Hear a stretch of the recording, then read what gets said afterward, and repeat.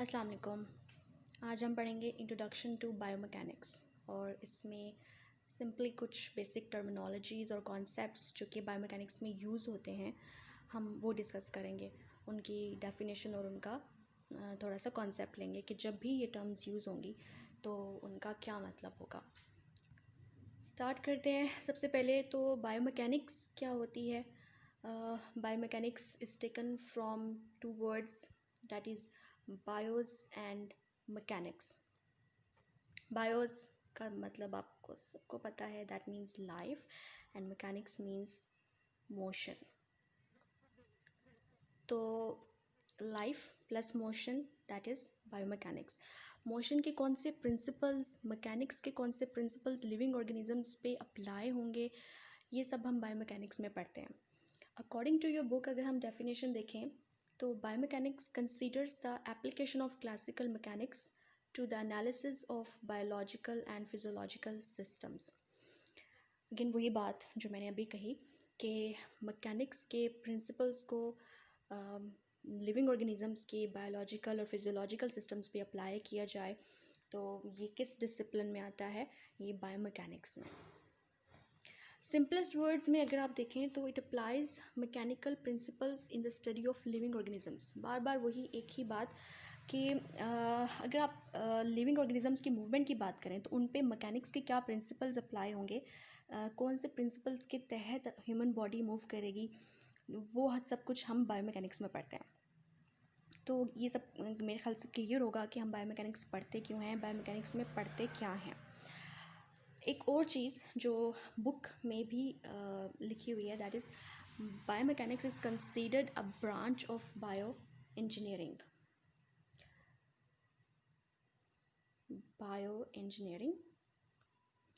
इसमें भी towards bio and engineering to apply the principles of engineering on living organisms, या ये भी हो सकता है कि engineering के principles को उन चीज़ों पर अप्लाई करना जो रिलेटेड हैं लिविंग ऑर्गेनिजम्स पे। तो बायोमैकेनिक्स बायो इंजीनियरिंग की ही ब्रांच है जिसमें हम मैकेनिक्स को लिविंग ऑर्गेनिज्म से रिलेटेड पढ़ेंगे। कौन से ऐसे प्रिंसिपल्स हैं या कौन से ऐसे रूल्स हैं जो अप्लाई होते हैं लिविंग ऑर्गेनिजम्स पे जब भी वो मूवमेंट करेगी, जब भी मोशन होगी। तो कुछ यहाँ पर कोटेड हैं। Principles of statics, principles of dynamics, principles of fluid mechanics and so on. तो ये सब था इंट्रोडक्शन टू बायोमैकेनिक्स के बायोमैकेनिक्स क्या होती है, वो किसकी ब्रांच है। सिंपल वर्ड्स, मोशन या mechanics related to living organisms, that is biomechanics. अब बात करते हैं कि हम किन कॉन्सेप्ट्स की बात करेंगे। हमारे पास सबसे पहले मैकेनिक्स आएगा। मैकेनिक्स, क्योंकि बायोमैकेनिक्स का वर्ड में ही मैकेनिक्स का वर्ड है तो हमें मैकेनिक्स का सबसे पहले पता होना चाहिए। उसके बाद जब मैकेनिक्स की हम कॉन्सेप्ट को देखेंगे तो उसके अंदर फर्दर जो कॉन्सेप्ट्स आ रहे हैं वो हैं statics, dynamics, force, kinematics and kinetics. ये सब भी वो चीज़ें हैं जिनको हमें समझना है मैकेनिक्स और बायोमैकेनिक्स को पूरी तरह समझने के लिए। यहाँ पर अगर थोड़ी सी इलस्ट्रेशन की बात करें तो ये फ्लूइड मैकेनिक्स आपको शो हुआ है। फ्लूइड मैकेनिक्स में हम क्या पढ़ते हैं? फ्लूइड मैकेनिक्स में हम पढ़ेंगे कि फ्लूइड की क्या प्रॉपर्टीज़ हैं जो बॉडी को इफ़ेक्ट करती हैं, बॉडी की मूवमेंट को अफेक्ट करती हैं, जो हेल्प आउट करती हैं कि बॉडी जो है वो आसानी से मूव करे फ्लूइड में। उसके अलावा फ्लूइड में कौन कौन सी फोर्सेस एक्ट करेंगी बॉडी पर, कौन सी कॉजेज़ होंगी, इफ़ेक्ट्स क्या होंगे फोर्सेस के उस बॉडी पर, और बॉडी किस तरह से रिस्पॉन्ड करेगी, बॉडी किस तरह से मूव करेगी। ये सब कुछ डिटेल में एक अलग से चैप्टर है बायोमैकेनिक्स में ही, फ्लूइड मैकेनिक्स का, उसमें हम डिस्कस करेंगे। बेसिकली यहाँ पर कहने का मकसद ये था कि बायोमैकेनिक्स में हम लोग मैकेनिक्स कौन कौन से रूल्स को, कौन कौन से प्रिंसिपल्स को हम अप्लाई करेंगे, हर जगह पर अप्लाई होंगे जब भी मूवमेंट होगी, जब भी कोई मोशन होगी लिविंग ऑर्गेनिज्म की या ह्यूमन बॉडी की। जब हम यहाँ पे ह्यूमन बॉडी की ही बात करेंगे तो इन सब प्रिंसिपल्स की बात होगी, इन सब कॉन्सेप्ट्स की बात होगी। इसीलिए ये सब कॉन्सेप्ट, ये सब टर्म्स हमारे माइंड में क्लियर होनी चाहिए। उसके बाद अगर हम देखें तो रिजिड बॉडी मैकेनिक्स को फर्दर डिवाइड किया है स्टैटिक्स में और डायनामिक्स में। डायनामिक्स को फर्दर डिवाइड किया गया है काइनेमैटिक्स में और काइनेटिक्स में। ये दोनों ही डिफरेंट टर्म्स हैं, डिफरेंटली यूज़ होते हैं, इसलिए इनको डिफरेंटली समझना भी इम्पॉर्टेंट है। अच्छा जी, अभी हम कॉन्सेप्ट्स को देख लेते हैं। सबसे पहले तो हमारे पास आएगा mechanics. Mechanics is the branch of physics that deals with the action of forces on bodies and with motion comprised of kinetics, statics and kinematics. Simply हम फिज़िक्स में बहुत दफ़ा पढ़ चुके हैं, फ्रॉम 9th ग्रेड हम पढ़ते आ रहे हैं कि मैकेनिक्स क्या होता है। अगर बहुत सिंपल वर्ड्स में कहा जाए तो ये it's all about motion. Motion कब होगी? जब बॉडी की डिस्प्लेसमेंट होगी, बॉडी की डिस्टर्बेंस होगी। और डिस्प्लेसमेंट कब होगी? जब कोई ना कोई फोर्स एक्ट करेगी। और फोर्स का क्या होगा? एक एक्शन होगा जिसकी वजह से रिलेटेड मूवमेंट होगी। तो ये सब कुछ हम किस डिसिप्लिन में पढ़ते हैं? That is mechanics. यहाँ पर अगर आप डायग्राम में देखें तो ये फोर्स है जो कि बहुत सिवियर और सडन बॉडी पर एक्ट कर रही है। यहाँ पर बॉडी, ये ह्यूमन बॉडी है, यहाँ पर नी जॉइंट दिखाया गया है, ये फोर्स एक्ट कर रही है नी जॉइंट पर। और एज अ रिजल्ट अब उस फोर्स का एक्शन क्या हो रहा है कि डिस्प्लेसमेंट होगी या डिस्टर्बेंस होगी, ये लिगामेंट्स जो हैं वो टॉर्न हो गए। ये तो बात होगी यहाँ पर मैकेनिक्स की। उसके अलावा मैकेनिक्स को पूरी तरह समझने के लिए हमें काइनेटिक्स को समझने की ज़रूरत है, हमें स्टैटिक्स और काइनेमेटिक्स को भी समझने की साथ साथ ज़रूरत है। तो mechanics simple, it's related to motion, और जब भी मोशन होगी तो फोर्स की बात होगी। Okay, move towards the statics. The branch of mechanics concern with bodies at rest and forces in equilibrium. Rest का मतलब अब यहाँ पर ये नहीं है कि बॉडी पर कोई फोर्स एक्ट नहीं कर रही। फोर्सेस बहुत सारी एक्ट करेंगी, लेकिन वो इस तरह से एक्ट करेंगी कि वो एक दूसरे को इफेक्ट को न्यूट्रलाइज करेंगी, एंड एज अ रिजल्ट क्या होगा कि बॉडी जो होगी वो इक्विलिब्रियम में होगी। अब यहाँ पर अगर हम डायग्राम में देखें तो यहाँ पर एक मसल्स की कंट्रैक्शन है, मसल की रिलैक्सेशन है, यहाँ पर जॉइंट्स का रोल है, यहाँ पर एक्सटर्नल बॉडी है, उसका एक्शन है, उसका रिएक्शन है, उसका वेट है, ग्रेविटी की फोर्स है, एयर की रेजिस्टेंस है, बहुत सारी फोर्सेस एक्ट कर रही हैं। लेकिन वो किस तरह से एक्ट कर रही हैं कि बॉडी इस रेस्ट में क्यों है? क्योंकि वो सब फोर्सेस एक दूसरे को इफेक्ट को कैंसल आउट कर रही हैं। कांस्टेंट अगर रेस्ट पे नहीं भी है तो मोशन भी होगी तो वो कांस्टेंट होगी। रेस्ट पर है तो हम उसको कहेंगे कि वो एक न्यूट्रल पोजीशन में है। तो दो टर्म्स होगी, या तो रेस्ट है या अगर मूवमेंट भी है तो वो कांस्टेंट होगी, तो हम उसको कहेंगे स्टैटिक्स है। तो कभी भी बायोमैकेनिक्स में अगर किसी भी सिस्टम को रेफर करके कहा जाता है कि दैट इज़ स्टैटिक, तो कॉन्सेप्ट होना चाहिए कि स्टैटिक के पीछे एक बात क्या हो रही है, कि वो रेस्ट पर है या अगर वो मूव भी कर रहा है तो वो कांस्टेंट है। उसके बाद अगर हम बात करें डायनामिक्स की, the branch of mechanics which is concerned with the study of forces and their effects. अच्छा, अब हमने बात की स्टैटिक्स में भी फोर्सेस की बात की, हमने अब डायनामिक्स में भी हम फोर्स की बात कर रहे हैं। तो डिफरेंस क्या है इन दोनों में? इन दोनों में बेसिकली डिफरेंस ये है कि वो स्टैटिक में रेस्ट पर होगी या अगर मोशन है भी तो वो कांस्टेंट होगी, लेकिन डायनामिक्स में मोशन होगी, चेंजिंग मोशन होगी। तो that is the main differentiating point between dynamics and statics.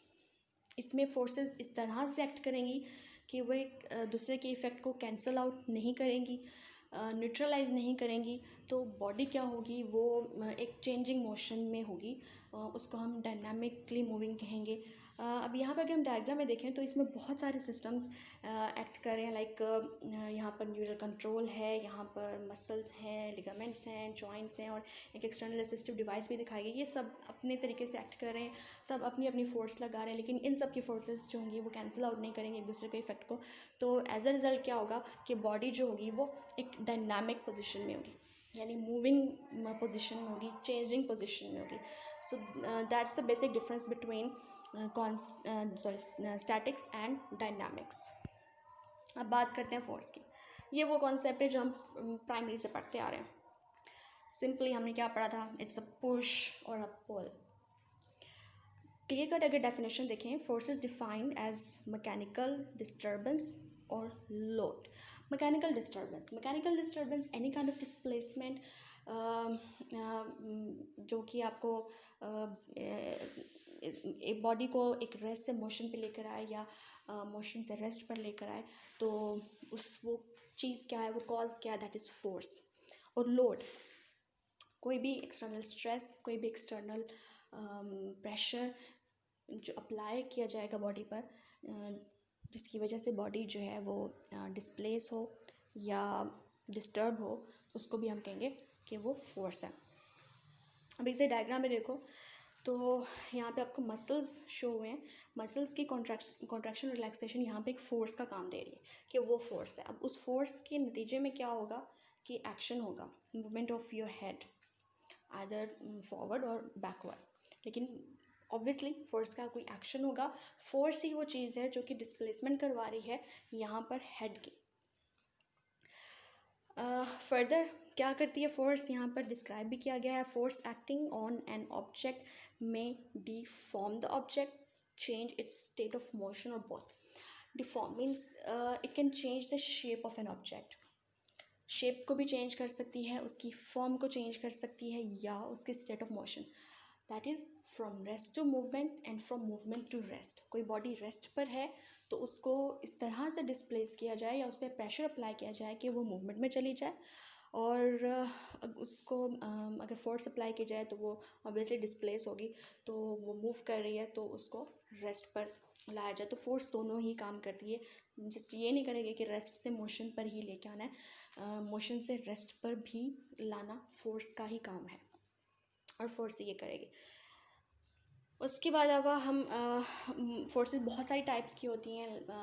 It may be perpendicular, it may be tangential, it may be parallel, coplanar, collinear, compressive, shear, और इस तरह की बहुत सारी टाइप्स हैं। तो ये सब टाइप्स जो होंगी, बार बार इनका जिक्र बायोमैकेनिक्स में आएगा।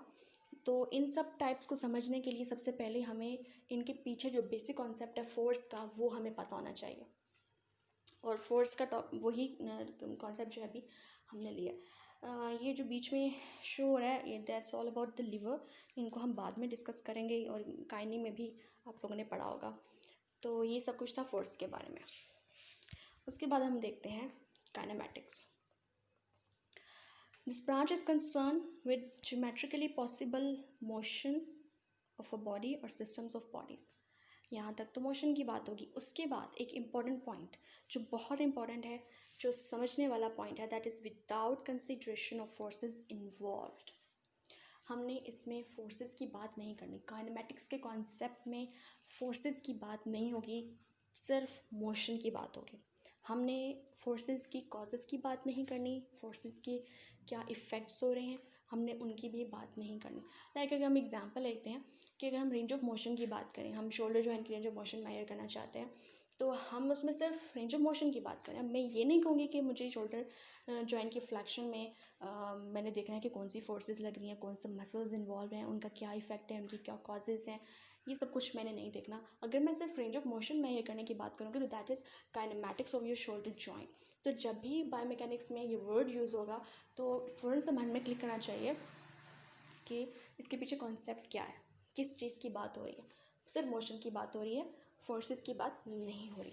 और जो इम्पोर्टेंट टर्म्स जो काइनेमैटिक्स के अंदर ही आती हैं, that is velocity, D by T, displacement over time, acceleration, velocity over time, और इसी तरह से मोमेंटम। तो इनमें भी सिर्फ मोशन की बात हो रही है। ये टर्म्स भी जब भी आएंगी तो इसके पीछे क्या कॉन्सेप्ट है, दैट इज़ काइनेमैटिक्स। अच्छा, एक और इम्पोर्टेंट टॉपिक की बात करते हैं जो कि काइनेमैटिक्स से ही रिलेटेड है, दैट इज़ काइनेटिक्स। डायनामिक्स की दोनों ब्रांचेज हैं, फर्दर सब डिविजन्स हैं डायनामिक्स की, keep that in your mind. Kinetics क्या है? The branch of classical mechanics that is concern with the relationship between motion and its causes. Now that's the differentiating point between kinematics and kinetics. Kinematics में सिर्फ motion की बात हुई थी, causes की नहीं। काइनेटिक्स में आप मोशन की बात कर रहे हो और उसकी causes की भी साथ में बात कर रहे हो। Specifically forces and torques. कोई पॉइंट नहीं था फोर्स का, कोई पॉइंट नहीं था टॉर्क का काइनेमैटिक्स में, लेकिन काइनेटिक्स में फोर्सेस भी हैं, टॉर्क भी है, कॉजेज़ भी हैं फोर्सेस की, उसके इफ़ेक्ट्स भी हैं। तो यही मेन डिफरेंशिएटिंग पॉइंट है। From exam point of view भी ये दोनों बहुत इंपॉर्टेंट है, इनका डिफरेंस बहुत इंपॉर्टेंट है, क्योंकि ये दोनों इंटर रिलेटेड हैं, मिक्सअप होने वाली हैं। तो बेसिकली डिफरेंस क्या है कि एक में फोर्स है, एक में फोर्स नहीं है। तो काइनेटिक्स की जब बात होगी, काइनेटिक्स का जब भी वर्ड यूज़ होगा बायोमैकेनिक्स में किसी भी सिस्टम से रिलेटेड, तो हमें फिर अंदाज़ा होगा, अगर हमारे जहन में ये क्लियर होगा कि काइनेटिक्स में काइनेटिक्स है, तो फिर इसके पीछे क्या बात है। तो यहाँ पर अगर हम देखें, ये knee joint, very important joint of body, knee joint है, pivot end is an axis act कर रहा है on which the movement is going to be perform. और मसल है, उसकी फोर्स होगी ऑब्वियसली। एक्सटर्नल फोर्स भी हमारे पास, जिसको हमने लोड का नाम दिया। लोड भी हमने देखा कि फोर्स की डेफिनेशन में कि कोई भी एक्सटर्नल प्रेशर या स्ट्रेस इंटरनल भी हो सकता है, जो कि बॉडी को डिस्प्लेस करेगा, बॉडी में डिस्प्लेसमेंट करवाएगा, डिस्टर्बेंस करवाएगा, तो वो भी फोर्स है। उसके बाद as a result of the force acting क्या प्रोड्यूस होगा, टॉर्क प्रोड्यूस होगा। तो जब भी ये चीज़ें होंगी, टॉर्क होगा, फोर्स होगी, तो हम क्या कहेंगे कि मैं इधर यहाँ पर नी जॉइंट के काइनेटिक्स की बात कर रही हूँ।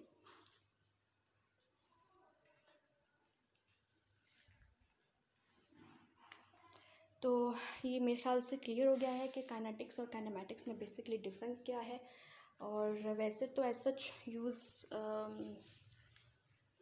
हमारी डेली लाइफ में इतना यूज़ नहीं होता, लेकिन अगर आप प्रोफेशनली बायोमैकेनिक्स को पढ़ेंगे तो ऑब्वियसली ये दोनों वर्ड्स यूज़ होंगे।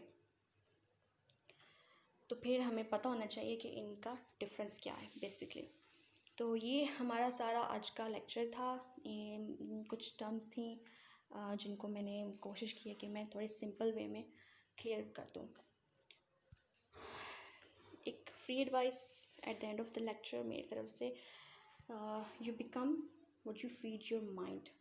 बिल्कुल ऐसे ही जैसे फिज़िकली हमारी बॉडी को एक बैलेंस्ड मील की ज़रूरत होती है, एक बैलेंस्ड फूड की ज़रूरत होती है, इसी तरह हमारे माइंड को भी एक अच्छे फूड की ज़रूरत होती है। तो don't feed your mind with drama, bad news, negativity, rather feed your mind with discipline, positivity and dreams. Thank you so much for your time. This was all about today's lecture. Thank you.